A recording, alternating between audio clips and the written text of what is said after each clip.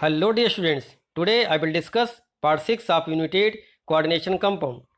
As in previous lecture, that is part 5, I told you that about the very important theory of bonding in complex compound, that is the valence bond theory. According to this theory, the metal atom or ions under the influence of ligands can use either n-1d orbital or nd orbitals for hybridization to give d2sp3 hybridization or sp3d2 hybridization, and due to which they generate two type of orbitals in octahedral complex, that is inner orbital complex and outer orbital complex. I told you that when inner d orbitals are used, in that condition the complex formed is known as inner orbital complex, and if outer d orbitals are used, so they can form outer orbital complexes. I also told you that according to valence bond theory, they also form octahedral complex, square planar complex having the hybridization dsp2, and tetrahedral complex having the hybridization sp3. Nowadays students, let us discuss more important theory, that is the crystal field theory. So now in this part we will be study the following topics. So after studying the part 6, you will be able to know about crystal field theory, that is the very important. In short, it is used as CFT. This theory is more important for examination point of view. Also, according to basic this theory, they do not have any covalent bonding in a coordination compound.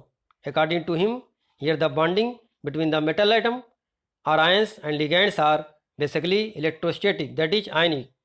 That is the also drawback of this theory. Now then you explain crystal field splitting of d orbitals. That means how the splitting of d orbital take place in the crystal field. Then know about the spectrochemical series. This is the series on which the arrangement of ligand take place from weak ligand to strong ligands in their field strength. Now then you will be able to explain crystal field splitting in octahedral complex, that is inner orbital complex and outer orbital complex. Then you have to know and explain that crystal field splitting in tetrahedral complexes. Then you will be able to know about application of CFT, that is crystal field theory. So nowadays students, let us focus on crystal field theory. This is very important for examination point of view. So first of all, let us focus on the introduction. So CFT was proposed by H. Bethe in 1929 and Von Vleck in 1932, which was originally applied to ionic crystal to explain their optical properties and is therefore known as crystal field theory. Now, crystal field theory is model that explain why some complexes are high spin and some are low spin. Then some more point noted down that crystal field theory was bonding in complexes as a result of electrostatic interaction, that is basically ionic bond, and consider the effect of ligand charge on energy of metal ion d orbital. That means what the effect of d orbital splitting take place on approaching the ligand. Now according to crystal field theory, the bonding between a central metal ion and a ligand is purely electrostatic. The ligands are regarded as point charge. If the ligand is negatively charged, in that condition ion-ion interaction take place, and if the ligand is neutral, so then ion dipole interaction take place. Just think about ammonia. Here ammonia are dipole molecules. They have two poles, slight negative charge on nitrogen and slight positive charge on H. So that's why when ammonia approach to metal ion, in that condition ion dipole interaction take place. So that's why the purely electrostatic condition generate two type of interaction, either ionic interaction. Ionic interaction take place in case of negatively charged ligands, and ion dipole interaction take place in case of dipole molecules. So now third point, in an octahedral field, s orbital because of no degeneration and p orbitals because of their shape. As you know that s contains only one orbital, so that's why no issue of degeneration, and p orbitals have three orbitals px, py and pz. So because of their shape are not affected, but the degeneration of d orbitals is lifted, that is removed, because all the d orbitals are not spatially equivalent. This you know that the degeneration means having same set of energy. So look the diagram. Here the metals having the spherical negative fields are seen, and one graph is drawn. The metals in the free state in the vacuum having the lower energy, but when metals ion in a spherical negative field, that is ligand field, in that conditions what happens? The energy of these orbitals increases. So that's why they lose their degeneration. Now students, next the valence electron of metal ion are repelled by the negatively charged ligands so that they occupy those d orbitals which have their lobe away from the direction of ligands. This creates the difference in energy. Now next point, the effect of ligand is particularly marked on d electrons and it depends upon the number of electrons. That is basically the effect of strong field ligands are generally seen in d4 to d7 electrons. Here the pairing of electron take place due to presence of strong field ligands. That's why in this condition, when they have d4 to d7 electrons, the pairing of electron take place and they use inner d orbitals for bond formation. That's why in that case inner orbital complex are generally found. Now some more points which are related to the crystal field theory. Crystal field splitting can also account for magnetic property in term of high and low spin complexes. That's I told you. In case of high spin complexes, that means weak field ligands lead to high spin paramagnetic system and strong field ligands lead to low spin diamagnetic system.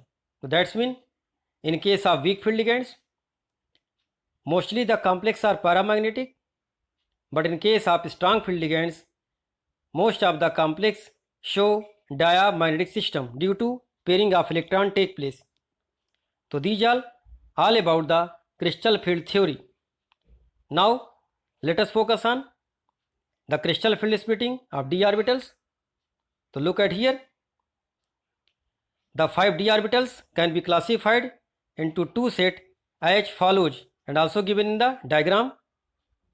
So 3 orbitals, that is 3d orbitals, dxy, dyz and dzs, which are oriented in the coordinate axis, are called t2g orbitals, and the other 2d orbitals, that is dx2y2 and dz2 oriented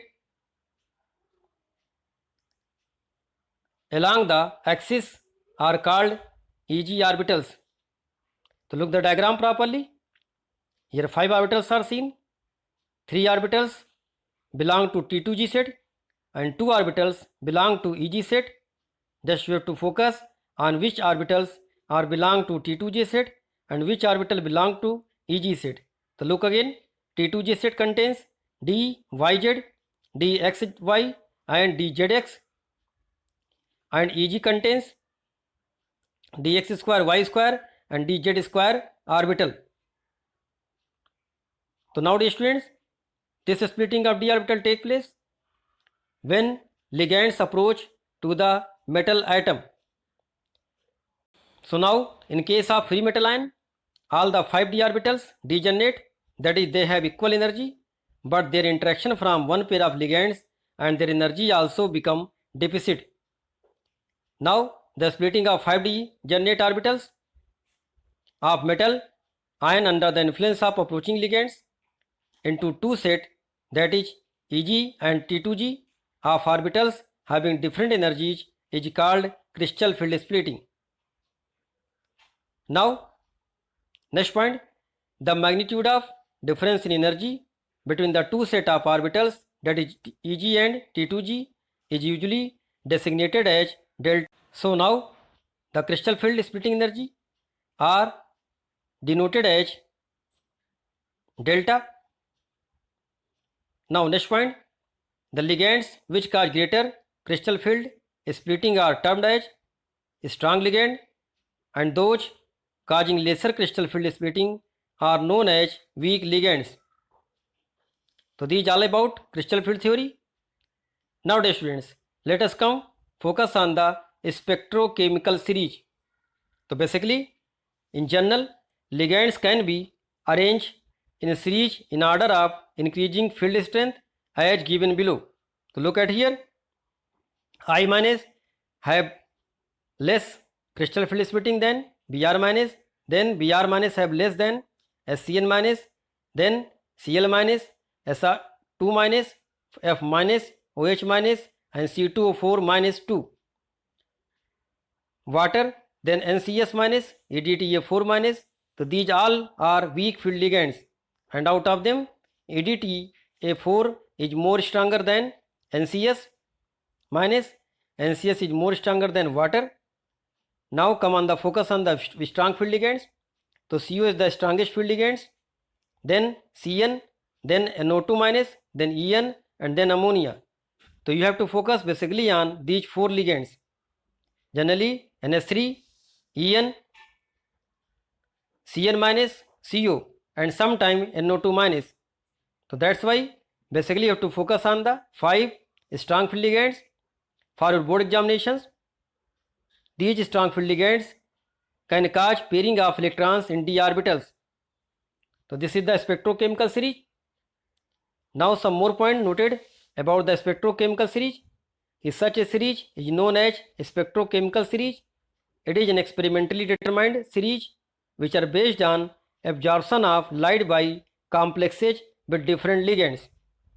Just you know that one formula E equal to Sc by lambda. The more the wavelength, in that condition less will be energy. So that means strong field ligands create less wavelength. Now here some patterns are given of sigma donation. So look at here, halogen donors are there, oxygen donors are there, nitrogen donors are there, and carbon donors are there. But the donation of sigma is more for carbon. So that's why carbon containing ligands behave as strong field ligands. Just see in Cn minus and CO. Now some more points noted down that weaker ligands cannot cause forcible pairing of electrons within 3D level and thus generally form outer orbital octahedral complex. For example, if you are taken CO water का whole 6 square bracket 3 plus charge, in that condition this may be form outer orbital complex. But if CO, that is cobalt, attached with ammonia, that is CO NH3 का whole 6 square bracket 3 plus, in that condition pairing of electron take place because ammonia is strong field ligands. So dear students, in the crystal field theory you have to talk about strong field and weak field ligands, but this not happen in the valence bond theory. Now let us focus on the crystal field splitting in the octahedral complex. So look the condition. Here diagram are given. When the atoms are free, that is free metal ion, they contains 5 d orbitals which are have same energy. Now when the negatively spherical field are around the metal ions, thus energy of d orbitals increases, and after the approach of ligands, now the breaking of, that is splitting of d orbital take place. So look the diagram properly. First free metal ion contains 5 orbitals, 5 lines are seen. These 5 lines are d orbitals having the same energy. Then after some time they increase the energy. Now the average energy of the d orbitals in the spherical crystal field. Now when ligands approach, in that condition a splitting of d orbital take place. So look the diagram. splitting of d orbitals in the octahedral crystal field. Here two orbitals are generated, Eg and T2g. T2g having the lower energy and Eg having the higher energy. So look the diagram properly. T2g contains dxy, dxz and dyz, and Eg contains dx square, y square and dz square. Now here the energy difference, look the T2g orbitals have lower energy by 2 by 5 delta naught and Eg have more energy than T2g by 3 by 5 delta naught. So these are the diagrammatic representation of octahedral complex showing the crystal field splitting. Now dear students, look here properly. Not all the d orbitals will interact to the same extent with the 6-point charges located on the plus x-axis, minus x-axis, plus y, minus y, plus z and minus z axis respectively. So the orbitals which lie along the axis, that is x square, y square, z square, will be destabilized more than the orbitals which lie in the between axis, that is xy, xz and yz. That means dx square, y square and dz square have more energy than dxy, dyz and dxz.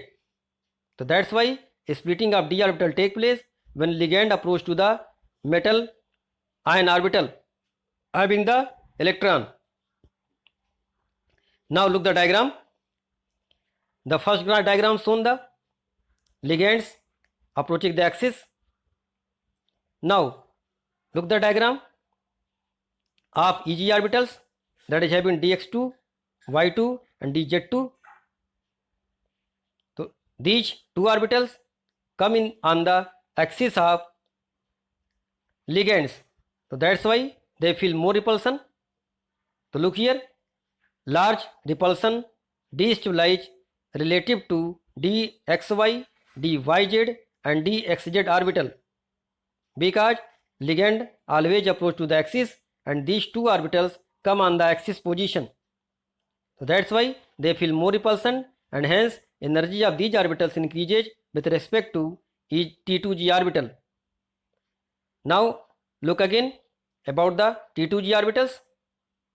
So again same thing are repeated. Ligands always approach to the axis, but now these orbitals come in between the axis. So that's why they feel less repulsion than Eg orbitals.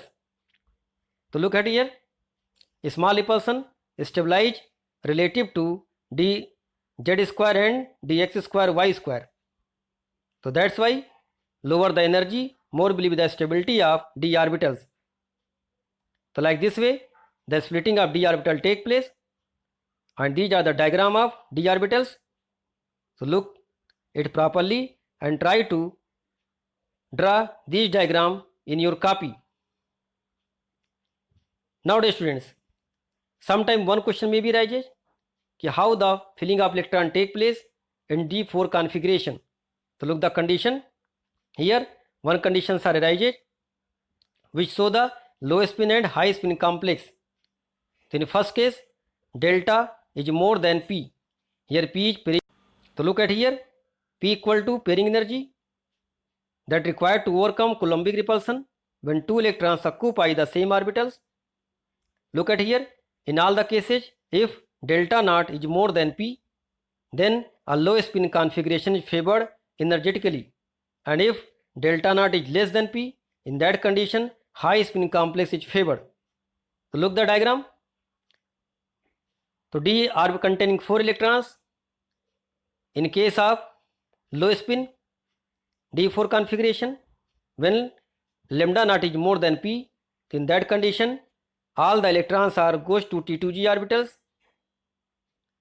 which are against the Hund's rule. So look at here, dxy contain 2 electron, dxz contain 1 electron and dyz contains 1 electron, but no electrons on dx2, y2 and dz2. So then in second diagram, when lambda naught is less than p, in that condition high spin complex is formed and they will follow the Hund's rule. Now every orbital contains single electrons. So that's why they show the high spin and high paramagnetic than low spin complex. So this way you can field the electrons by seeing the delta naught more than p or delta naught less than p. In low spin complex, delta naught is more, so that's why they do not follow the Hund's rule. But in case of when, so now dear students, let us focus on crystal field splitting in tetrahedral complexes. So look at here, in tetrahedral complexes, 4 ligands may be imagined to occupy the alternate corner of the cube, and the center of the cube is occupied by metal ion. Look the diagram. Here the center of the cube is occupied by metal M, and 4 ligands, there is L, occupied the alternate corner of the cube. So by this way, look here what happened. In this situation, the T2G orbital lie relatively nearer to the approaching ligands, and that's why feel more repulsion. That is, therefore, T2G set of d orbitals are repelled more, having the higher energy, and hence destabilized compared to EG set of orbitals. So that's why the splitting of d orbitals here just reverse the splitting of d orbitals in case of octahedral complex. Look the diagram again. D orbitals in free ions are seen, then average energy of d orbitals in a spherical crystal field, and then splitting of d orbitals. So here EG orbitals have lower energy and T2G have higher energy. So this is just reverse of octahedral complex. So now dear students, let us focus on the relationship between delta T and delta O. Here delta T is crystal field splitting energy in tetrahedral complex, and delta O is crystal field splitting energy in octahedral complex. So look the relation, delta T equal to 4/9 delta O. So one question may be arises, the crystal field splitting energy for octahedral complex is given just like 1600. So now can you find the delta T? So by this formula you can find the value of delta T. Now dear students, let us focus some more important points regarding the tetrahedral complex. Listen, the magnitude of crystal field splitting energy in tetrahedral complexes is considerably less than in octahedral field. So this is because of two reasons. So first, there are only 4 ligands in the tetrahedral complexes instead of 6. So the ligands field is only 2/3 the size, and hence the ligand field splitting is also 2/3 of octahedral field. Then the direction of ligands approach in tetrahedral complexes does not coincide with the d orbitals. So this reduces the field by factor 2/3. So therefore delta T is roughly 2/3 multiplied by 2/3 equal to 4/9 of delta O. So by this way you can also find that the relationship of delta T and delta O. Now dear students, let us focus on the application of crystal field splitting energy. One more thing noted down about the tetrahedral complexes. Due to formation of sp3 hybridization, the low spin configuration are rarely observed. Usually, if a very strong field ligands is present, so the square planar geometry will be favored. Otherwise, in that case, that in tetrahedral complexes, low spin configuration are rarely observed. Most of the complexes are basically high spin complex. Now application of tetrahedral. So now dear students, let us focus on the important application of crystal field theory. So first, to predict the geometry, that the compound is either inner orbital complex or outer orbital complex. This I told you. If the orbitals use d inner In that way, D2 sp3 hybridization are take place, and hence the complex is known as inner d orbital complex.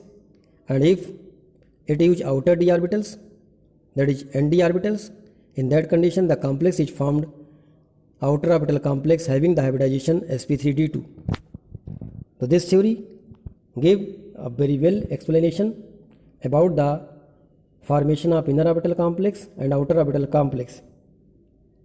This is due to in term of strong field and weak field ligands which are attached to the central atom, and also the configuration having the D4 to D7.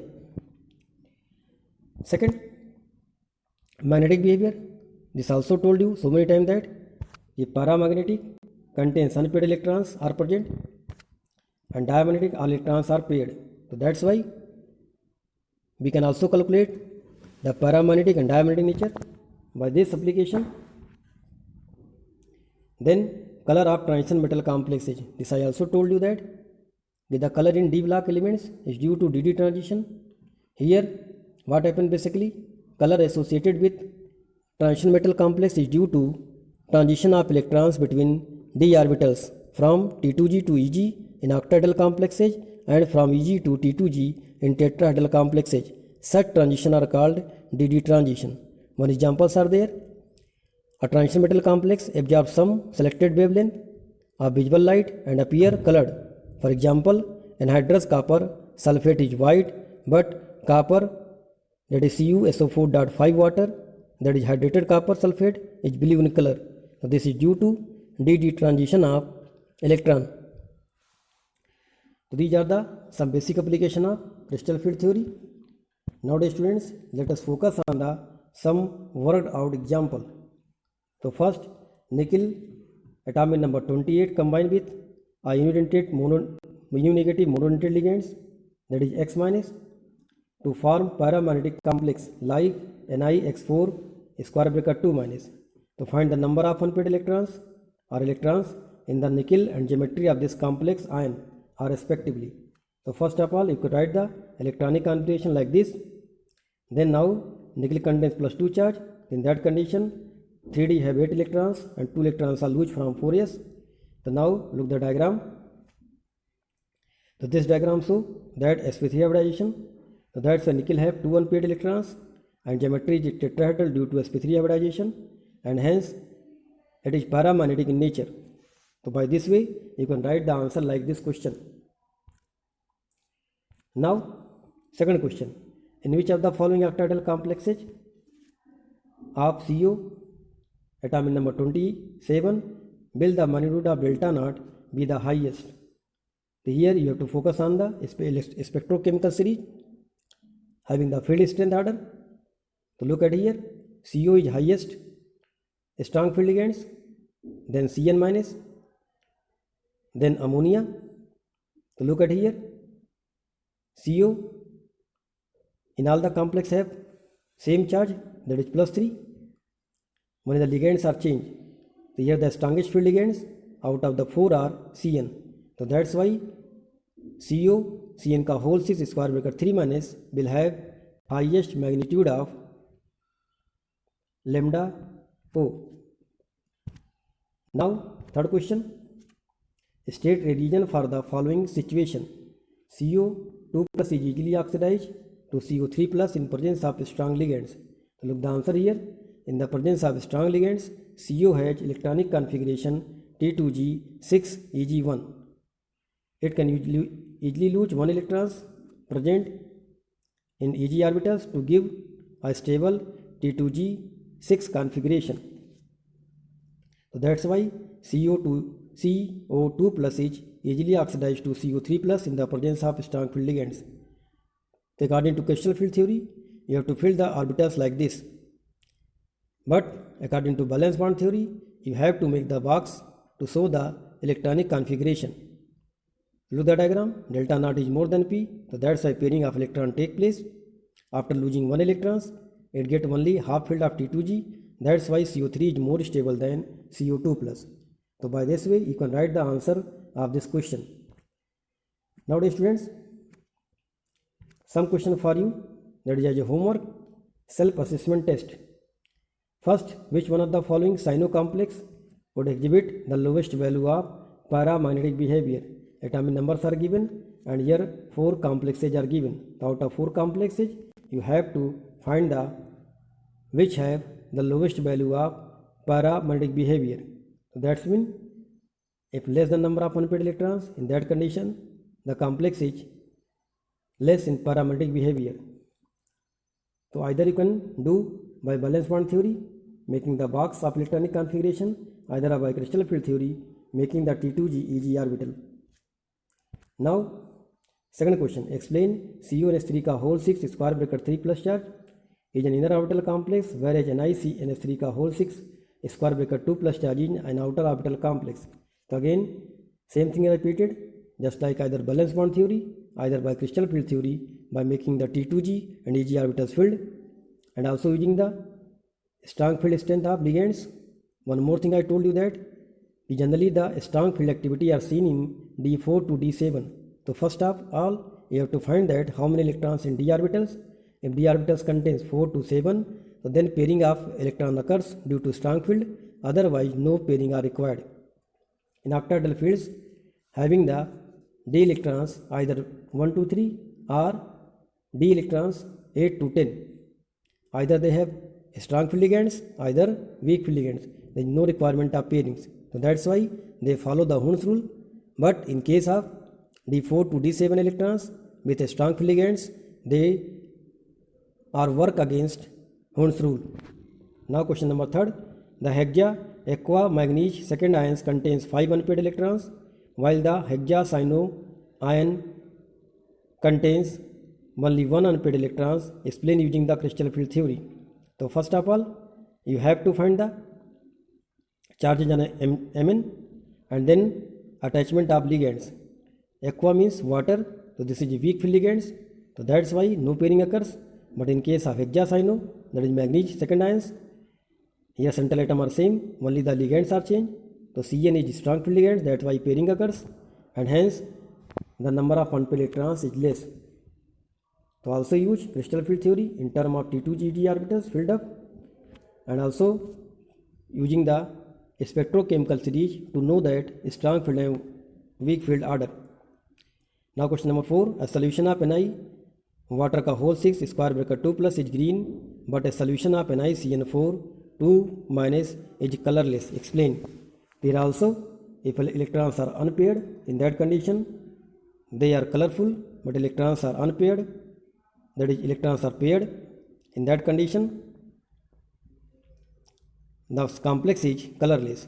So again look at here, find the charge on nickel and then see that strong field and weak field activity. Now question number 5. Why is Ti water का whole 6 square bracket 3 plus colored, whereas Ti water का whole 6 square bracket 4 plus is colorless? Find that. I told you also D0 and D10 configuration are colorless and D1 to 9 are colorful. This is due to DD transition. Here ligands are same but charge on Ti is different. So that's why first of all you find that d orbitals contains how many electrons. If it contains 0 electrons, so that's why colorless. If it contains at least 1 to 9, so they are colorful. Question number 6. FeCN का whole 6 square bracket 4 minus and Fe water का whole 6 2 plus are different color in dilute solution. Why? Again here iron have same charge, but due to different attachment of ligands they have different condition of d electrons, so that's why they show the different color. So nowadays students, again same thing are repeated. Do all work in classwork copy, prepare a note with the help of PPT video and also with the help of NCERT. Stay safe, stay healthy and keep learning. One more thing you have to know that the difference between the crystal field theory and valence bond theory. In crystal field theory, this theory tell about the strong field and weak field ligands, which causes the pairing of electrons and which do not cause the pairing of electrons. But valence bond theory don't tell about the strong field and weak field ligands. So that's why when you writing the inner and outer orbital complex, in case of valence bond theory, you don't write about the strong field and weak field ligands. But in case of crystal field theory, you have to show the effect of strong field and weak field ligands. Thank you, dear students.